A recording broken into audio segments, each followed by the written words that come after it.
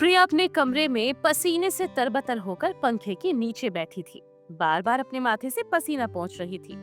हे भगवान, ये कैसी गर्मी है यहाँ। पहाड़ों में तो इतनी गर्मी कभी नहीं होती थी। सुमित्रा रसोई से आकर प्रिया को देखती है और वो ये देखकर समझ गई कि वो गर्मी से परेशान थी। अरे प्रिया, तू इतना पसीना क्यों बहा रही है बेटा? पंखे की स्पीड बढ़ा ले। माँ जी, क्या यहाँ एसी लगवाने का कोई इंतजाम हो सकता है? पूजा और अंकिता हंसते हुए दरवाजे पर आ जाती हैं और प्रिया की बात सुनकर मुंह बनाती हैं। अरे वाह, अभी अभी तो आई हैं घर में और एसी की फरमाइश भी शुरू हो गई। हमने तो जिंदगी भर इसी गर्मी में काटी है। घर की मुर्गी दाल बराबर। अपने घर की चीजों की कदर नहीं होती। हाँ दीदी, पहाड़ों से आई है तो समझो ठंडक की रानी है।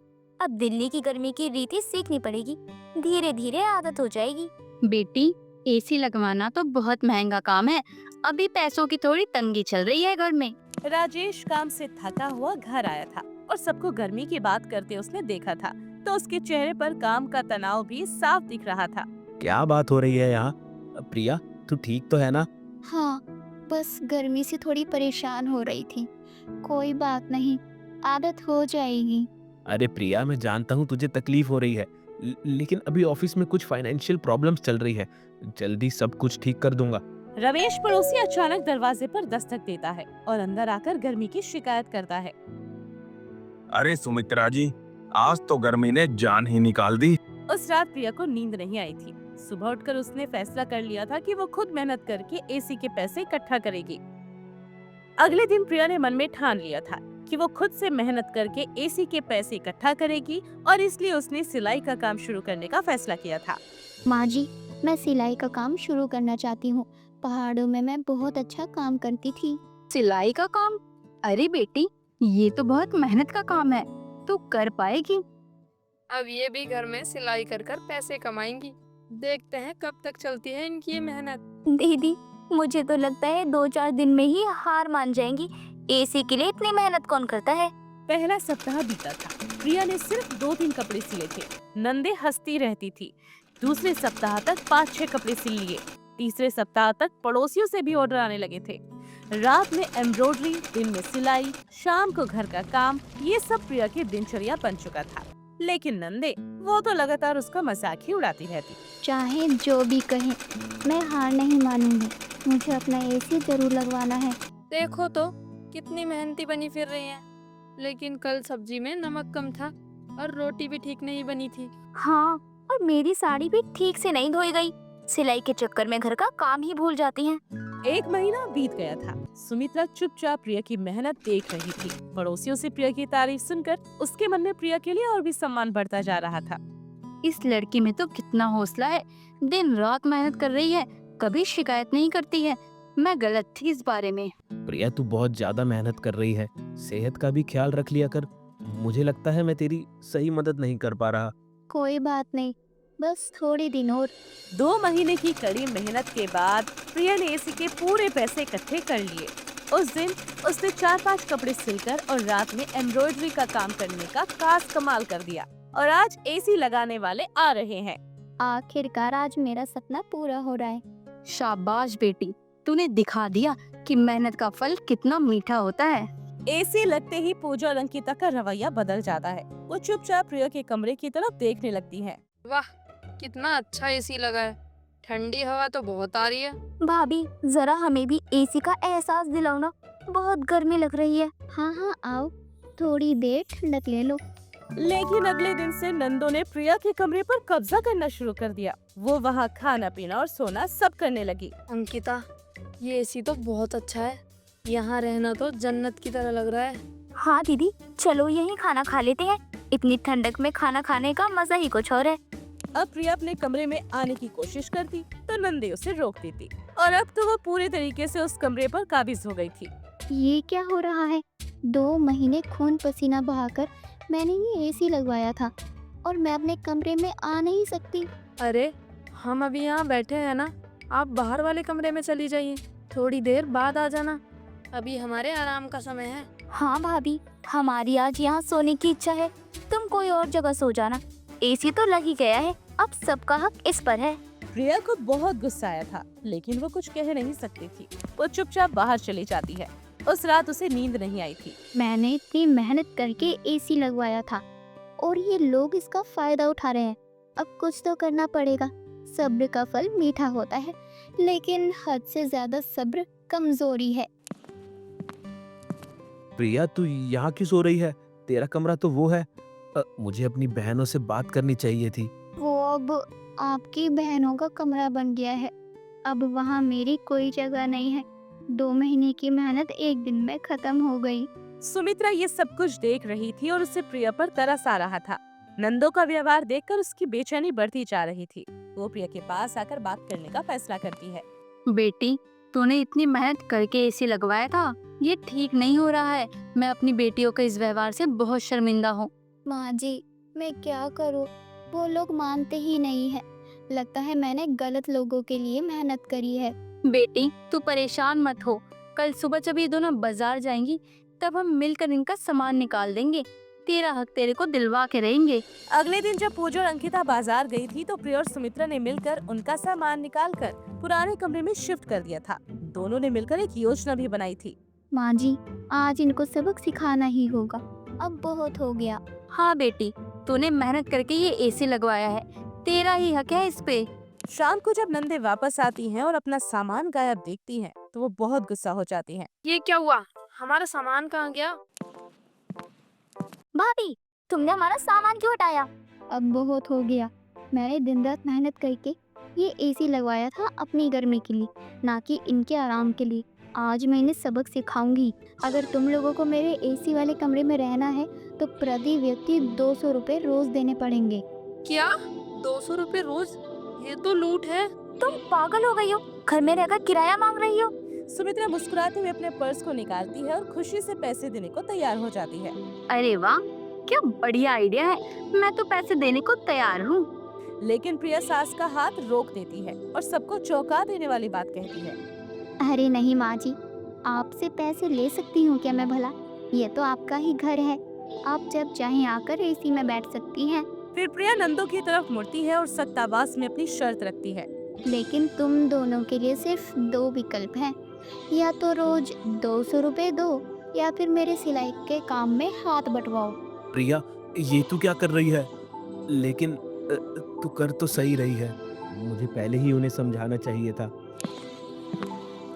अरे अरे क्या बात है? इतना शोर क्यों हो रहा है?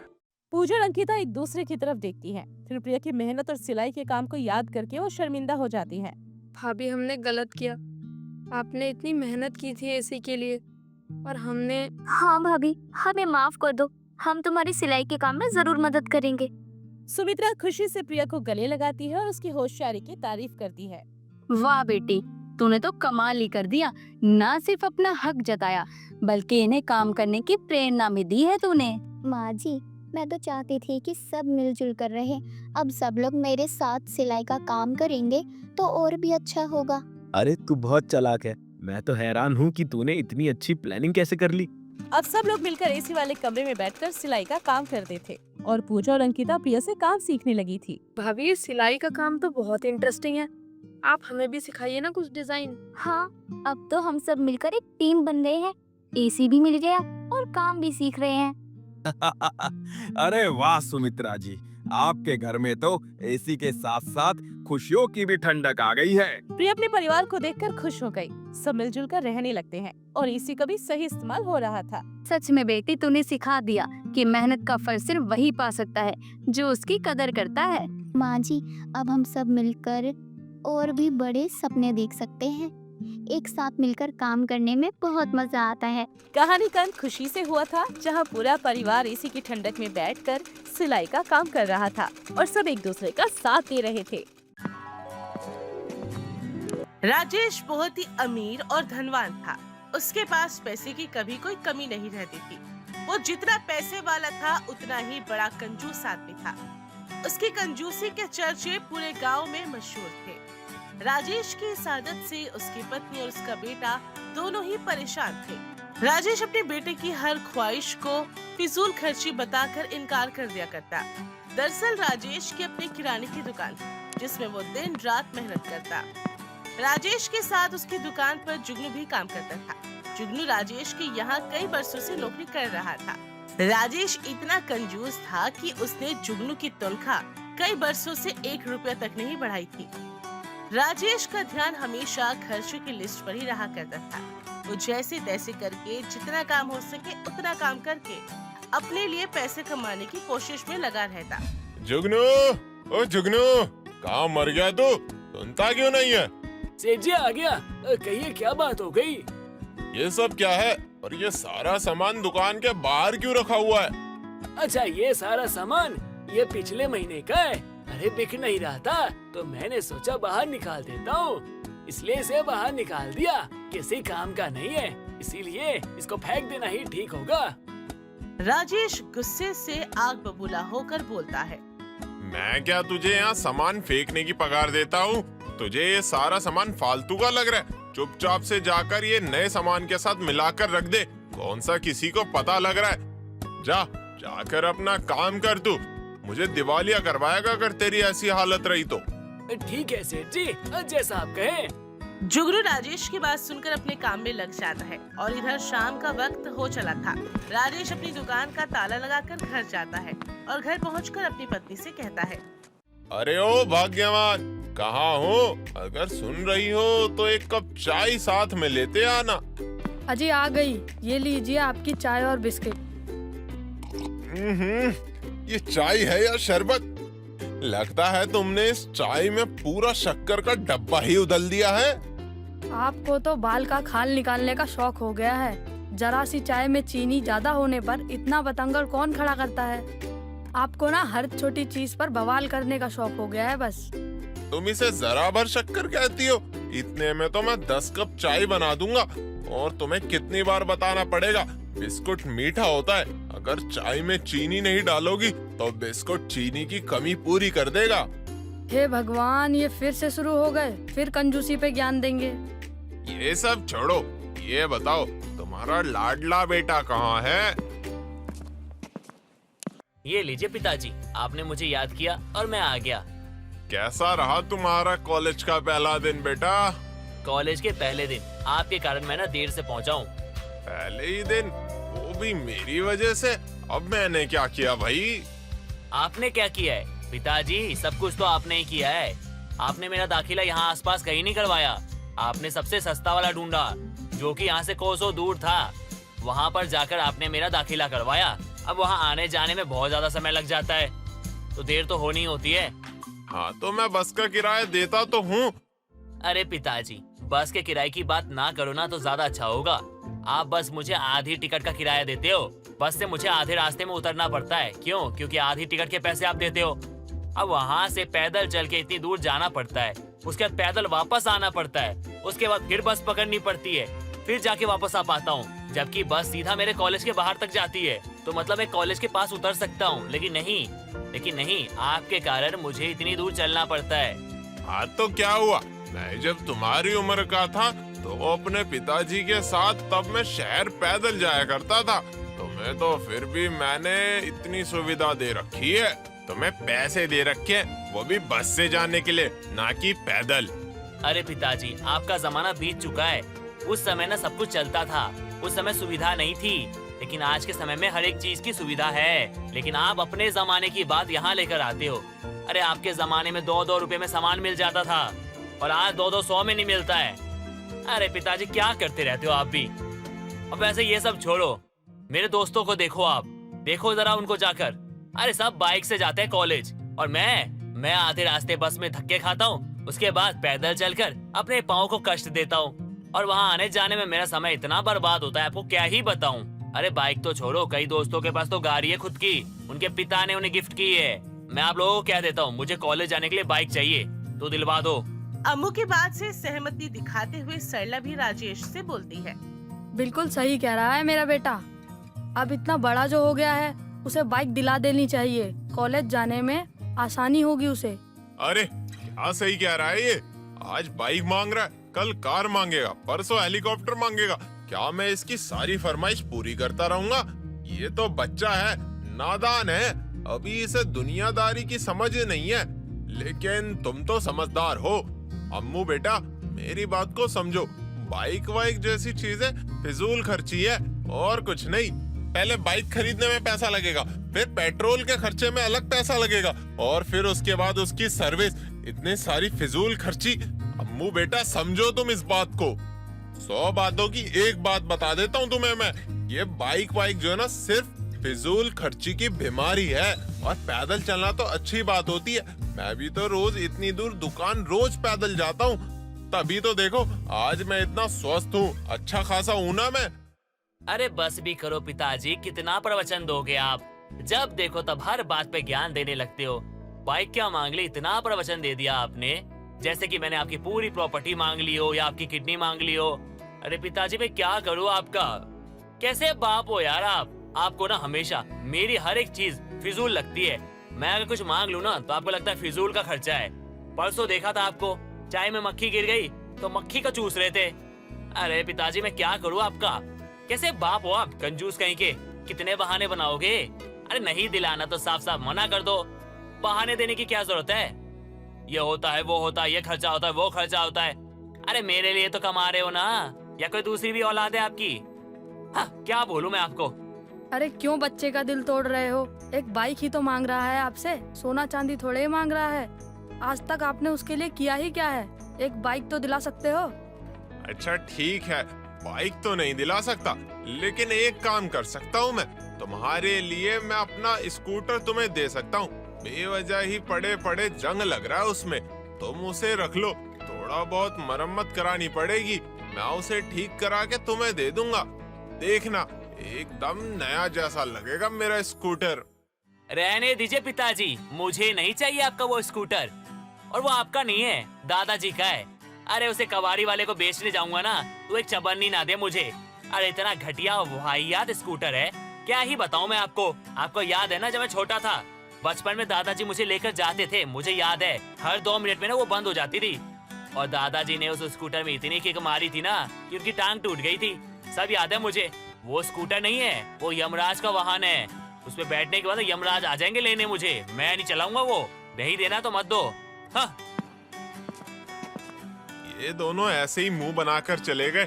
सही तो कहा है मैंने, पता नहीं क्यों सब मुझे कंजूस कहकर चले जाते हैं। खामखा जब देखो तब मुझे ही बदनाम करने में लगे रहते हैं, कंजूस कहकर। मैं कोई कंजूस थोड़ी हूँ, मैं तो सोच समझ कर चलता हूँ चीजों को।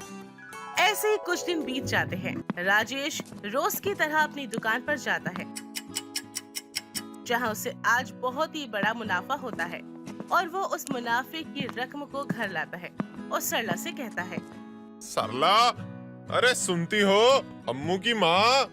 अजी आ गई बस। बोलो क्या हुआ? आज इतनी जल्दी कैसे आ गए दुकान से? अम्मू की माँ, आज मुझे दुकान पर अच्छा खासा लाभ हुआ है, बस उसी की वजह से घर आया मैं। अच्छा तो ये बात है, ये तो बहुत खुशी की बात है। अजी सुनते हो, मैं क्या कह रही थी कि आज तक हमने अपने बेटे का जन्मदिन नहीं मनाया है, तो क्यों ना इस बार हम उसका जन्मदिन मनाएं, वो भी धूमधाम से। सरला, तुम जब भी बोलती हो हमेशा मेरा पैसा खर्च कराने की बात क्यों करती हो? जन्मदिन भी कोई मनाने की चीज होती है? ये सारी धकियानुशी बातें होती हैं। जन्मदिन मनाने से कौन सा लाभ मिलेगा? तुम भी ना जब देखो तब अपने बेटे को बिगाड़ने की बात में लगी रहती हो। तुम्हें समझ नहीं आती क्या? माँ देखो, पिताजी आप भी देखो, मैं पूरे कॉलेज में ना फर्स्ट आया हूँ। अरे वाह वाह, आज तो लगता है भगवान ने सारी खुशियाँ हमारे घर ही भेज दी हैं। हाँ, तो इसमें इतना झूमने की क्या बात है? तुम्हारे फर्स्ट आने से मुझे क्या लाभ हुआ? तू फर्स्ट ही तो आया, इसमें कौन सी इतनी बड़ी बात हो गई? तेरे फर्स्ट आने से मुझे क्या लाभ हुआ है? तू फर्स्ट आया अच्छी बात है, और अच्छे से पढ़। अरे पिताजी बहुत बड़ी बात है, मुझे कॉलेज की तरफ से शहर जाकर पढ़ने का मौका मिला है। अब मैं शहर जाके पढ़ाई करूँगा और कुछ बन जाऊँगा। ये तो और भी अच्छा है। क्या अच्छा है? क्या जरूरत है इसे इतनी पढ़ाई करने की? अब ये बड़ा हो गया, मुझे किराने की दुकान में सहायता की सख्त जरूरत है। अब ये मेरे साथ दुकान में मेरी मदद करेगा और थोड़ा पैसे कमाएगा। इतना पढ़ के किसी का भला नहीं हुआ। अरे आपको मदद की क्या जरूरत है? जुगनू है ना दुकान पर, वो आपकी मदद करता है। अरे वो जुगनू किसी काम का नहीं है, नालायक है। उसे तो मैं फ्री की तनख्वाह दे रहा हूँ। अगर उसकी जगह अम्मू दुकान पर होता तो घर का पैसा घर में ही रहेगा ना। पिताजी मैं आपकी बात से ना सहमत नहीं हूँ। मैं अभी काम नहीं करना चाहता। मुझे ना अभी ना पढ़ाई करनी है। मैं पढ़ना चाहता हूँ। अरे लड़के, तेरा दिमाग खराब हो गया है क्या? शहर जाकर पढ़ने से क्या होगा? उल्टा मेरा खर्चा बढ़ जाएगा। तेरी फीस में मेरा सारा धन चले जाएगा। फिर शहर में रहने का खर्चा अलग, और फिर तू कभी त्योहार में वापस आएगा फिर जाएगा, उसका खर्चा अलग। इससे सिर्फ खर्चा बढ़ेगा और कुछ नहीं। पढ़े लिख के किसी का भला नहीं हुआ। इसलिए कह रहा हूँ तू मेरे साथ मेरी दुकान पर बैठ और घर का पैसा घर में रहे। राजेश की ऐसी बात सुनकर सरला गुस्से में लाल पीली हो जाती है और राजेश पर चिल्लाते हुए कहती है, अरे बस करो आप और अपनी फालतू की बकवास बंद कर दो। अरे ऐसा कौन सा पिता होगा जो अपने बच्चे के लिए फायदे नुकसान की बात करता होगा। हमारा एक ही बेटा है और अगर आप उसके भी ख्वाब पूरे नहीं कर सकते तो आप कैसे पिता हो? कंजूस हो ठीक है, पर इतने भी कंजूस मत बनो कि परिवार की खुशियों को आग ही लगा दो। आपको तो फायदा नुकसान दिखता है ना, तो ठीक है, तो आज ही मैं अपने बेटे को लेकर अपने मायके चली जाऊंगी। फिर आराम से इस घर में अकेले रहना और करना कंजूसी। सरला के मुंह से ऐसी बात सुनकर राजेश जरा भी चिंतित नहीं होता और वो उल्टा उनसे ही कहता है, अरे जाओ जाओ, वापस लौट के यहीं आओगे। दुनिया पैसे से चलती है, मुझे फर्क नहीं पड़ता तुम्हारे जाने से। राजेश की बात सुनकर सरला अपने बेटे अम्मू को लेकर घर छोड़कर अपने मायके चली जाती है और ऐसे ही दिन पर दिन बीत जाते हैं। और एक दिन राजेश रोज की तरह अपने घर आता है और वो देखता है कि उसके घर का ताला टूटा हुआ था। ये देखकर वो बहुत ही परेशान और घबरा जाता है और घबराता हुआ अपनी तिजोरी की ओर जाता है और देखकर चिल्लाने बिलखने लगता है, हे भगवान, ये क्या हो गया? मेरा सारा धन चोरी हो गया। मैंने पाई पाई जोड़कर कंजूसी करके इतनी मेहनत से जोड़ा था, मेरा तो सब कुछ लुट गया। मैं तो पूरा का पूरा बर्बाद हो गया। हे भगवान। राजेश को अपने धन की चोरी होने का बहुत बड़ा झटका लगता है और वो अंदर से बेहद टूट जाता है। वो उदास सा रहने लगता है। उसे अपने बीवी और बच्चों की कमी अब खलने लगती है। उससे अपनी गलतियां महसूस होने लगती हैं। वो सरला और अपने बेटे को लाने के लिए सरला के मायके जाता है और सरला से कई मिन्नतें करता है, लेकिन सरला राजेश की एक नहीं सुनती।